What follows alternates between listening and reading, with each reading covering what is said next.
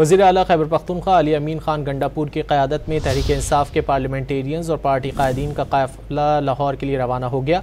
अली अमीन गंडापुर आज लाहौर में मेंबर कौमी सूबाई असम्बली समेत तमाम टिकट होल्डर्स से मुलाकात करेंगे। मज़ीद जानेंगे डॉन न्यूज़ के नुमाइंदे इरफान सदूज़ई से। इरफान बताइए।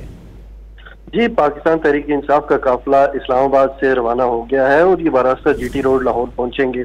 रवानगी से कबल जो खैबर पख्तूनख्वा के वज़ीर आला अली अमीन गंडापुर उन्होंने कहा है कि काफिला पंजाब असम्बली से निकाले गए नुमाइंदों से इज़हार यकजहती के लिए है और ये काफिला गैर कानूनी, गैर आईनी, गैर जमहूरी और गैर इखलाकी इक़दाम के खिलाफ पुरअमन रद्द-ए-अमल है और हम सिर्फ अमन, मोहब्बत और भाईचारे और वफादारी का पैगाम लेकर जा रहे हैं। इसके अलावा वहाँ यहाँ पे निकलने से पहले जो इजलास हुआ उसमें जो खास करके पाकिस्तान तहरीक इंसाफ के नुमाइंदे जिनके ताल्लुक पंजाब से है, उन्होंने अली अमीन गंडापुर के जो आइडियाज थे उनसे उन्होंने इख्तलाफ करते हुए कहा कि हमें बर वक्त नहीं इतला दी गई और इतना जो काफिला है, ये जो 300 गाड़ियों पर मुश्तमिल काफिला है, इसका कोई असर नहीं होगा पंजाब की सियासत के ऊपर, चूंकि जीटी रोड पे मुस्लिम लीग नून जो है वो सियासत करती रही है। तो अगर हमने उसका असर ज़ाहिर करना है तो हमें बाकायदा प्लानिंग के साथ जाना होगा।